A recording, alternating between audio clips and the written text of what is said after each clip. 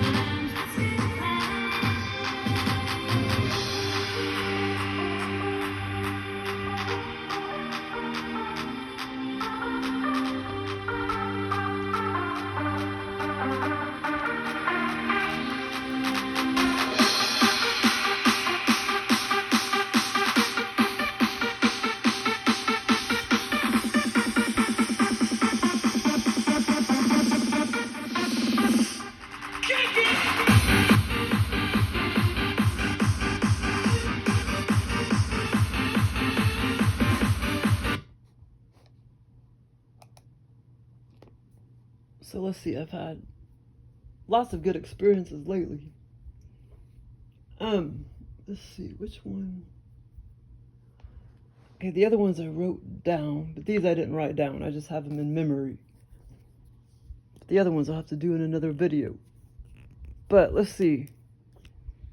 I had this fun one where I knew the neighbor had already moved out, which in real life he moved out. So in the scenario, I noticed it was, you know, just like in real life, I noticed that, you know, the neighbor wasn't there for many months or whatever.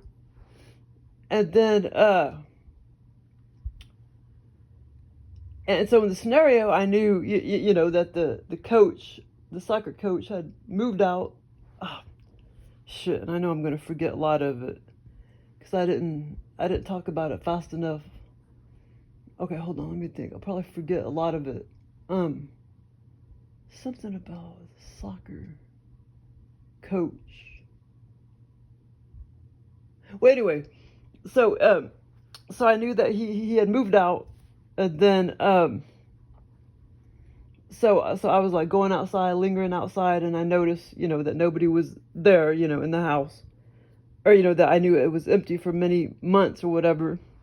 Okay, so then all of a sudden, I like had walked back over there, you know, the neighbor's house over there, that house, and then Kathy walked out the front door. But then all of a sudden, it kind of turned into a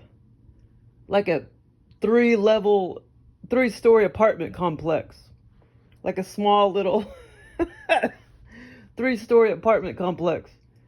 And Kathy is the one that gave me the cat Myron, and so she walked out the front door, and I'm like, you've been there for several months and I didn't even know you were there. And I kind of had thoughts like that she was probably just hanging out in the backyard, because she probably wanted to avoid me because she knew that I would talk to her about Myron and stuff. You know, what a disciplinary problem he is or whatever. And well, no, he's not really a bad cat. He was just he just wasn't properly socialized. So I started having these thoughts like she was ignoring me.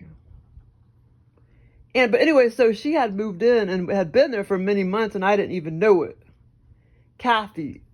And so then I can't remember if she asked me, or if I said, well, let me look at your, you know, your house or whatever. I can't remember, you know, or if I just all of a sudden started walking up to the second and third level or whatever. I mean, it's so weird. It's like a little, I mean, it's like the house, this one level house, you know, all of a sudden turned into like a little 2 or 3 story small little apartment building, the size of a house, the size of the houses on the street, except just kind of like 3 stories high or whatever. Like 3 houses stacked high, but yet it was still just kind of like apartment building.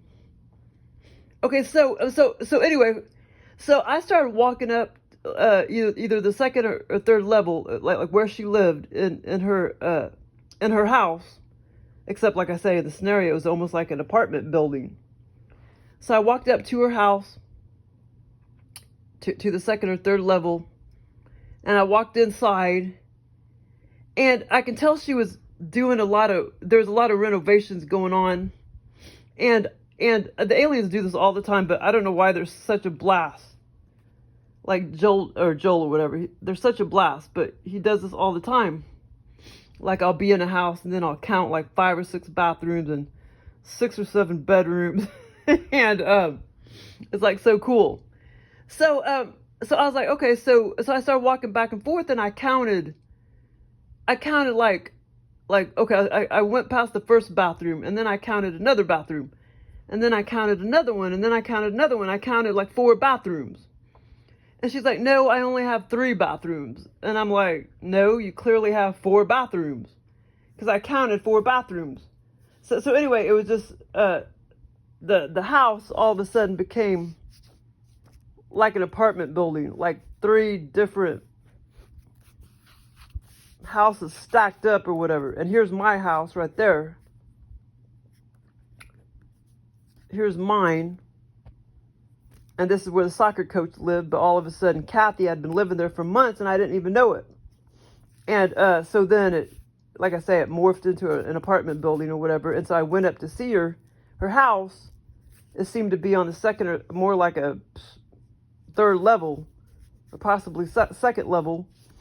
And so her house, even though it was more like an apartment building, like a big apartment I guess you can call it maybe a penthouse, because it's pretty big. You know what I mean, a lot of space, because it was a house. But anyway, so it's like the kitchen area was like right there, or it was all up in here, but the kitchen area, right up in there. I walked inside in the kitchen area, and then, like I said, I started walking over here, and like I said, this was all over here, and all of a sudden I started counting, like, she had like 4 freaking bathrooms.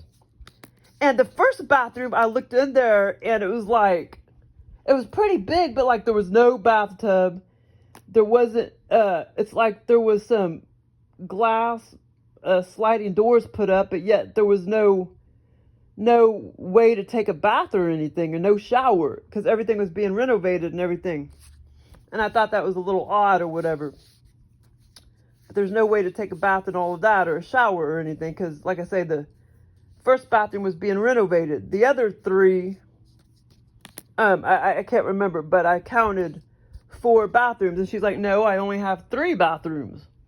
And I was like, no, you clearly have 4 bathrooms. And she said that she knew that the soccer coach had moved out and blah, blah, blah, blah. I know I'm forgetting a lot of stuff, but anyway, it was fun.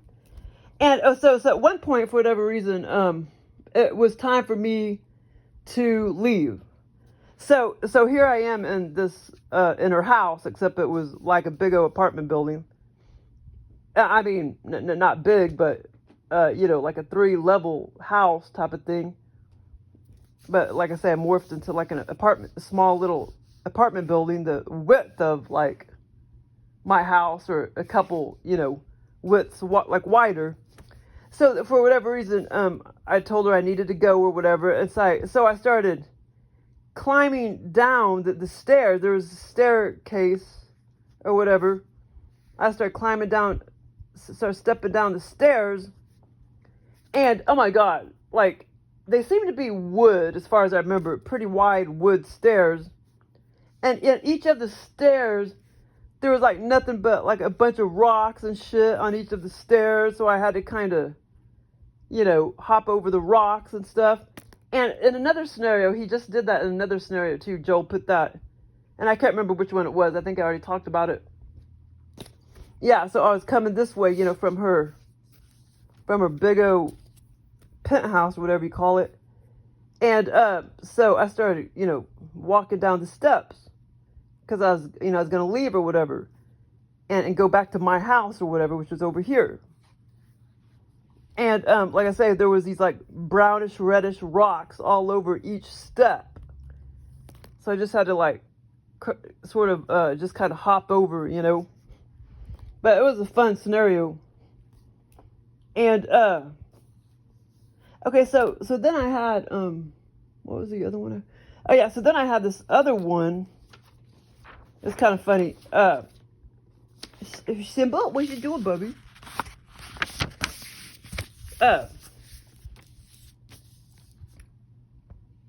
So my cat SayZar was already I already knew that he was having pretty hardcore symptoms from virus and stuff. And that was in real life or whatever. And then it was kind of funny. I had this OBE VR lucid dream. I call them all OBE VR lucid dreams. But some, I haven't really had a pure out-of-body experience in a long time, or a pure OBE VR in a long time, or a pure VR in a long time. So lately, I just been having OBE VR lucid dreams. And I have definitions of all of them. I made a video a long time ago on YouTube. But anyway, about my definitions. But anyway, so it's like I went to work and all my coworkers were there and everything. And except our job was, it's like we were down in like a basement, a big old basement area, and our job was like to clean, to clean it's like we were janitors or something. But it was like my other coworkers and stuff and my boss and stuff. And we all were like downstairs. I mean, like in a basement type of area. Cindy, you okay over there? We were in like a big basement area. And that was our job, was to clean it. And at one point, SayZar, I was wondering where SayZar was, and I saw him. He went back behind this little nook and cranny, like a storage area, and it had a small little, it had doors, except they were like a fence type of door, sliding like a fence type of door to the storage area. I noticed SayZar had went back there because I knew that he was sickly. In real life, he was sickly, and then in the scenario, I knew he was sickly, but in the scenario, he was 10 times healthier than he was in real life, even though he was still sickly in the scenario. And I was kind of wondering where SayZar was. SayZar was in experience for whatever reason, and so I noticed that he was in this area right here, where we were all cleaning and stuff. He was kind of like walking around over here, outside of the storage area, and then all of a sudden he walked into this little storage area with this sliding what did I just say? A little fence. Yeah, it was like a little wire fence, see-through little wire fence, for the door. Honey. And then he started just sitting down or whatever, and I was like, okay, he's feeling better. And I knew that, he was sickly and everything, but in the scenario, he looked a lot healthier than he was in real life or whatever, but in the scenario, he was still sickly.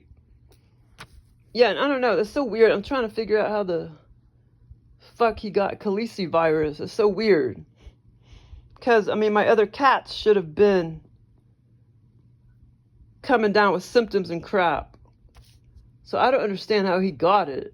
It's weird. And then no other cat got it or anything. Hey, Simba. So it's just really weird. He probably was still going to die maybe of the pancreatitis. But in the interim, he got virus. And that pretty much killed him. But the pancreatitis was killing him too. So anyways, but he was 12 years old. I could have let him went longer. I could have let him went probably 30 days without eating and drinking. But my mom and my sister, they do that to their animals, and I just couldn't do that to him. So I just hurried up and put him down after 7 days of not eating or drinking water. Because, you know, but damn, I mean, he would have, I mean, I could have had him for a few more days, you know. But still, it was just so bothersome that he wasn't eating or drinking. I mean, he was still, they still just go around like with their normal routine. It's so weird how they could do that, how animals can do that. Because a human wouldn't be able to do that. But dying animals do that. They just go about and do their own routine, their normal routine. And like I say, they can sit there and go 30 days without eating or drinking. So, you know, they might say they can only go 3 days, but that's bullshit. They can go 30 days without eating or drinking. But I wasn't about to let him do that. So I put him down at the 7-day mark. Because I knew that virus was killing him. And, but I got the vet's opinion too. And she said she didn't think he would ever eat or drink again. Especially not with all those ulcers in his mouth. And so anyway, but he was 12 years old. So, I mean, that's a senior cat. So he lived a good life and he lived a long life, Simba. And I know you probably miss him, don't you? You miss teasing him, Simba. But you loved him. You know you did. But, so anyway, okay, but here's the funny part. So after when I started, I was facing this direction. My coworkers were walking around and shit over here, cleaning and stuff in this big old basement area, big old basement in like a warehouse type of thing or whatever. But that was like our job. And so I was facing this direction, walking this way, and I started vacuuming. Well, the funny thing is, I remember the floor being more like hard floor, like no carpet. But the funny thing was, I was vacuuming this direction, south. And it was so funny because I started vacuuming and then all of a sudden all this stuff becomes real virtual reality. All my experiences are virtual reality. But anyway, so I was vacuuming and then all of a sudden all this dust, plume of dust and shit flies out like poof, poof, poof, poof, poof. And I know Joel was mocking that because I've had that experience before with those piece of shit dirt devils. I don't like dirt devils. I'll never buy another dirt devil ever again. They seem to be pieces of shit. So, so all this plume of smoke, I mean not smoke, dust and shit and debris kept, you know, like poof, poof, poof, you know, when I was trying to vacuum. And then, okay, so that was the first part. And then I started, you know, walking a little further and started vacuuming again. Now, this is real funny. And then all of a sudden, I started to see, you know, like the inside, like as if I took a piece of the, you know, plastic little door away, you know, from the, as I opened it from the vacuum cleaner. All of a sudden, I saw, you know, all of the dust and shit. It formed into like a beehive looking thing. It all looked like a beehive inside the vacuum cleaner, like a beehive, but it was all like, you know, dust and stuff that clumped up and looked like a beehive. Anyway, that was kind of funny. But anyway, it was a pretty long experience and stuff, and you know, I talked a lot to my coworkers and blah blah blah blah. You know, in this experience, I was probably,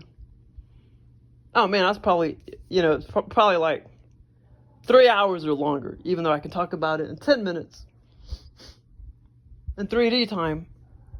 But yeah, okay, so then that was, these other two experiences were before the one that I just had that I'm about to talk about. This one that I had, or that I'm about to talk about, was a few days ago. And it was kind of fun and interesting too. And I know I was in this experience quite a long time too. And I know I'm gonna forget some stuff too, but a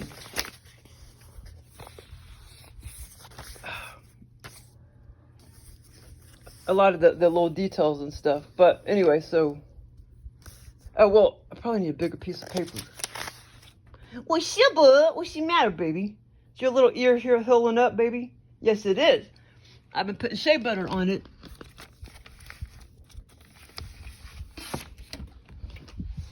But yeah, it's just so odd. I mean, SayZar was just so you know, pretty healthy looking just a couple weeks before I put him down, you know. I just did cool videos of him and shit. I know, it's so sad. I mean, I figured he probably wouldn't live past 14, but damn, he only made it to 12 years old. Hannah, I don't think she's gonna make it to 14. 13 maybe. They'll be 12. Well, SayZar's already dead, but they would have been 12 July 9th. Actually, I think they were born. It was either July 9th or July 11th.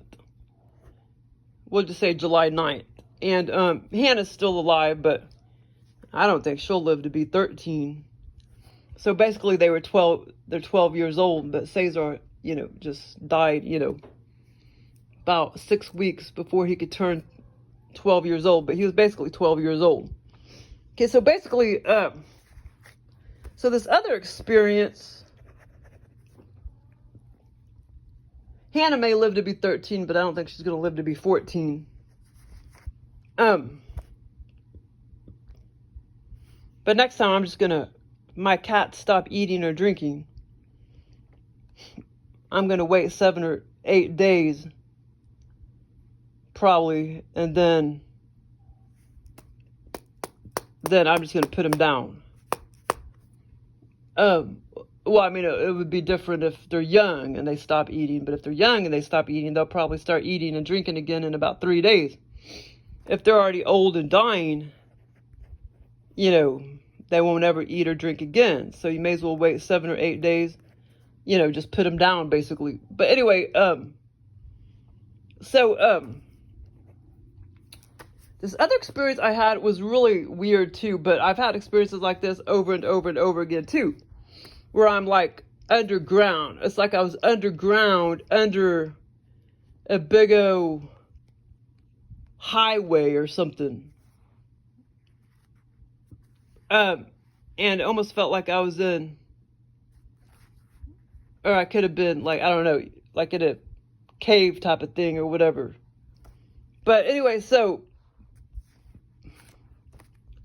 for whatever reason, I got out of my car and I started walking, and in the scenario, it's like I had been to this place a million times before, and I already knew there was, you know, weird people, shady people that hung out under here and blah, blah, blah, blah.